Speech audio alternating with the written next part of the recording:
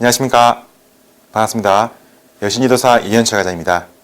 이번 시간에는 지난 시간에 이어서 시설대 기성고 확인 방법부터 같이 살펴보도록 하겠습니다.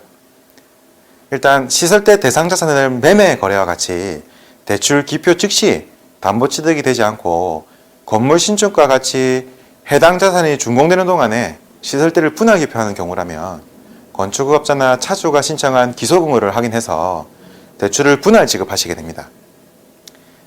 이때 기성고의 의미는 전체 공사비 중에 현재까지 완성된 부분에 투입된 공사비를 의미하고, 기성고 확인은 업체가 제시한 지출 명세 등을 기준으로 공사 진척 여부를 확인하게 되면서 이런 기성고 지급 방법으로 시설자금 대출의 초과 지급을 방지할 수 있습니다. 기성고 확인 방법은 기성고 확인 서류에 의해서 제가 실무적으로는 실무자들이 기성고 확인의 적정성을 판단하게 됩니다. 기성고 확인 서류는 표에 기재된 서류를 진구하시고 그 확인 방법에 따라서 내용을 검토하셔야 됩니다.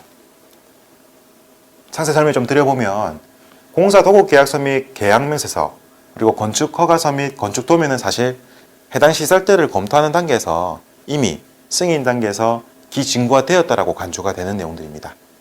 해당 상기 서류들을 제외하고 매 기성 때마다 차주에게 받아야 될 서류들로 기성신청 공문 또는 요청서, 기성신청 공문 또는 요청서는 차주가 시공사와 확인된 특정 공정률이 표시가 되어 있고 그 공정률을 기성금액으로 확인한, 그리하여 대출금액으로 지급을 요청하는 그런 특정한 공문을 반드시 차주에게 받으셔야 되고요. 그리고 다음으로는 소유자금 명세서나 기성고 명세서를 진구하게 됩니다. 해당 공문에서 주장하는 공사 진척도나 혹은 공사 기성 확인 금액이 어떠한 내용으로 구성되어 있는지를 확인해주는 서류들인데, 기성고 명세서를 예를 들어 보면 토목공사에 소요되는 자금이 1억이라고 간주되는 기성 신청 요청이 있다 하면 그 토목공사에 소요되었던 자재들은 뭔지, 자재비로 2천만 원, 3천만 원 쓰였다든지 혹은 인건비가 얼마나 들어갔다는 등 아주 상세한 기성고 명세서를 받게 됩니다. 그래서 그 내용에 대한 진위 여부를 그 기성고 명세서로 반드시 한 번 더 재차 검증을 하셔야 하고요. 그리고 세금계산서 또한 매번 진구를 하셔야 됩니다. 이 세금계산서는 업체가 기성신청 공문으로 요청한 특정 금액이 기지급이 되고 난 이후라 혹은 그 전이라도 세금계산서를 그 기성 확인 금액에 해당하는 전체금을 기준으로 해서 세금계산서를 진구를 하셔야 합니다.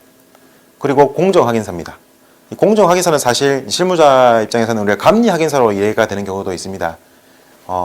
앞서 우리가 차주가 제출한 그 기성신청 공문이나 기성고 명세서의 어떤 여부가 적정한지 여부를 감리사가, 제3자가 확인해주는 그런 내용이 될 겁니다. 감리확인서나 공정확인서를 반드시 감리사로부터 받으셔야 하고요. 그리고 이번 금액 기성 신청에 대한 사진을 반드시 진구하셔야 됩니다. 차주가 토목공사라고 주장을 하고 토목공사의 진행률이 예를 들어서 50%입니다 라고 가정을 했다 하면 그에 해당하는 현장 사진을 반드시 진구해서 진위 여부를 같이 검토하셔야 합니다. 그리고 공사 완료 시 준공검사 필증 및 가사용 허가서 등을 받아서 이런 어떤 기성고 확인을 진행하게 됩니다.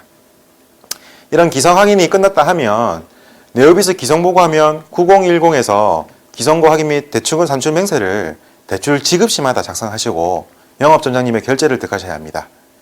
기성고 확인 내용을 작성하고 관련 서류, 앞서 우리가 차주에게 진구하였던 공문이나 기성고 명세서, 세금계산서 등등의 일체의 서류들은 해당 워크플로어에 웹캡처 하시거나 추가 스캔해서 관리하시면 됩니다.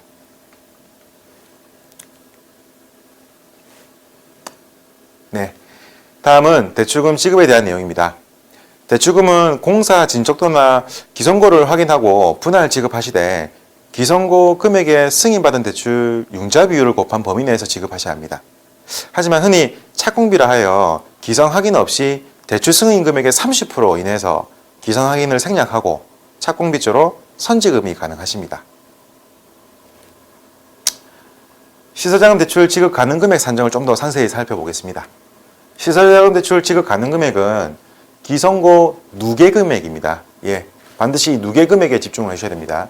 매 건당 차주가 요청한 기성 확인 금액만 아니라 앞서 기성이 되었고 확인이 되었던 수차에 걸쳐서 진행되었던 기성고 누계 금액을 기준으로 해서 해당 융자 비율을 곱해 주십니다. 이때 융자 비율은 시당초 우리가 그 시설대를 본점에 승인을 받을 때 혹은 정결권자 승인을 받을 때 총 소유자금 대비 시설대 금액으로 지원이 결정된 금액의 비율, 예를 들어 총 소유자금이 10억짜리라고 가정을 하고 그 다음에 시설대를 8억으로 승인을 받았다 하면 대출 시설대 융자 비율은 80%로 결정이 될 겁니다. 그 최초에 그 시설대를 검토받을 때 정결권자 승인을 받을 때 결정된 그 융자 비율을 기선고 누계 금액에다가 곱해줘서 그리고 기지급한 대출 금액을 거기서 공제를 해주면 실제로 이번에 시설자금 대출 지급 가능 금액으로 확인될 수 있습니다. 주의하실 점은 앞서 우리가 기성 확인 전에도 우리가 착공비조로 기성에 대한 확인 검토 없이 혹은 기성 청구 없이도 착공비조로 전체 승인받은 금액의 30%는 영업점장 책임하에 선지급할 수 있다고 설명을 드렸습니다. 그 금액을 반드시 누락시키면 안 되십니다. 만약에 선지급조로 승인받은 금액의 30%를 미리 지급을 한 금액이 있다 하면 금액 기성 때는 기성고 누계 금액에다가 융자비를 곱한 금액에 앞서 우리가 선지급한 금액까지 포함한 기지급한 대출 금액을 공제를 해서 시설자금 대출 지급 가능 금액으로 확인하셔야 합니다. 다음으로 기성고 확인 대상이 아닌 경우에는 이런 경우는 우리가 매매 계약을 예를 들을 수 있겠죠. 매매 계약은 매매 계약서 상에 매매대금 납부기일에 대출금을 일시에 지급하시면 됩니다. 매매가 같은 경우에는 매매 지급을 일시에 지급함과 동시에 소유권 이전이 되고 담보 취득이 되는 그런 어떤 일시 지급 방식의 어떤 일시 지급과 동시에 담보 채권이 보존되는 그런 매매 계약인 경우에는 매매대금 납부기일에 대출금을 지급하시면 되겠습니다. 다음으로 기계 등을 이제 수입하는 경우입니다. 이 수입하는 경우에는 수입자금 결제 시에 일시에 대출금을 실행해서 지급하시게 됩니다.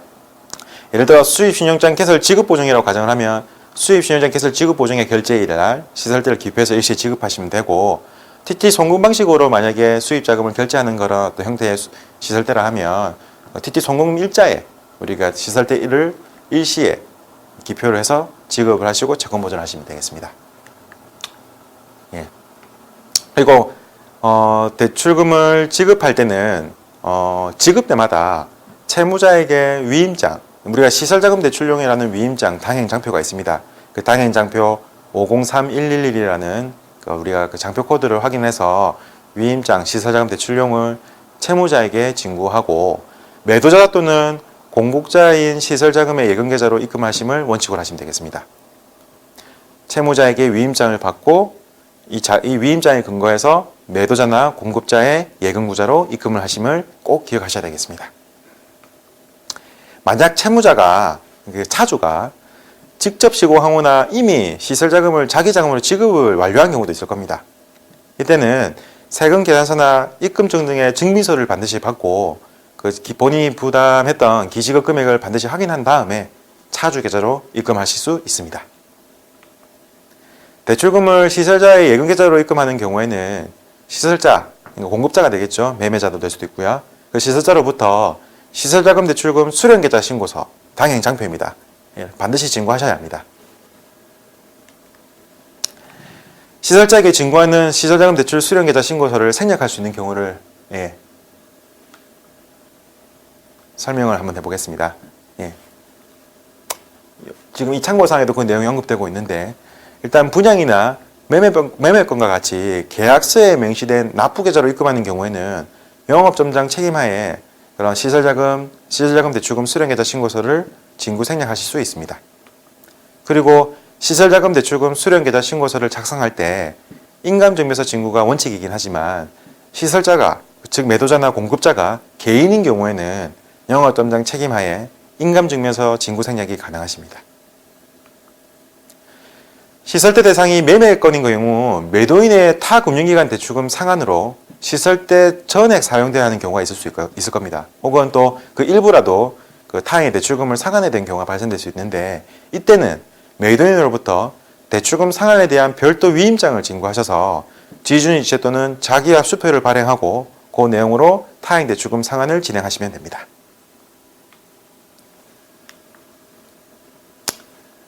이런 내용들이 또 추가적으로 설명이 되고 있는 내용들이고요. 마지막으로 채권 보존 및 사후 관리에 관한 내용입니다. 시설자금 대출 취급 후에 해당 시설이 완공되거나 소유권 이전이 된 경우에는 그 즉시 담보취득을 하셔야 합니다. 만약 담보취득을 생략하고자 하는 경우에는 시설자금 신청 당시 정결권자에게 이미 승인을 득한 경우이거나 아니면 시설의 성격상 담보 취득에 불과하거나 혹은 다른 담보물로 담보 유효가 기준으로 100%를 만족하는 경우 그리고 본권 포함 총 여신이 담보 유효가 기준 전액 담보인 경우에 한해서 담보 취득을 생략할 수 있습니다. 이때는 반드시 양도담보계약으로 채권 보전을 진행을 별도로 하셔야 합니다.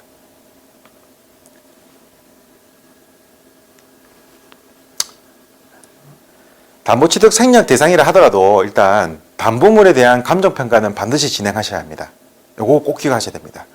해당 시설대가 감정가를 초과하는지 여부를 반드시 점검해야 되는 어떤 과정 중에 이런 감정평가가 수행되는 이유이기도 합니다.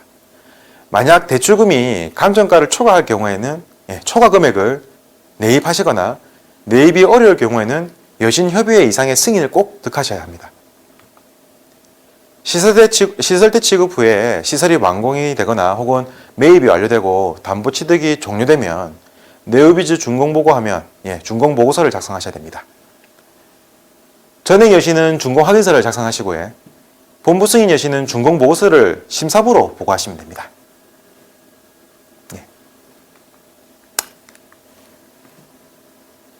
하지만 해당 시설대가 소유권 이전과 동시 취급하는 대출이거나 타행 대안 자금인 경우에는 준공보고서 작성을 생략할 수 있습니다. 시설대 지원 후에 해당 시설이 매각되는 경우에는 해당 시설대도 회수함을 원칙으로 하고 부득이한 경우에는 특수운전자금 등으로 대환 승인을 별도로 득하셔서 관리하셔야 됩니다. 지금까지 시설자금 대출편을 같이 살펴봤습니다. 다음 시간에는 기업여신의 운전자금 대출을 같이 살펴보도록 하겠습니다. 감사합니다.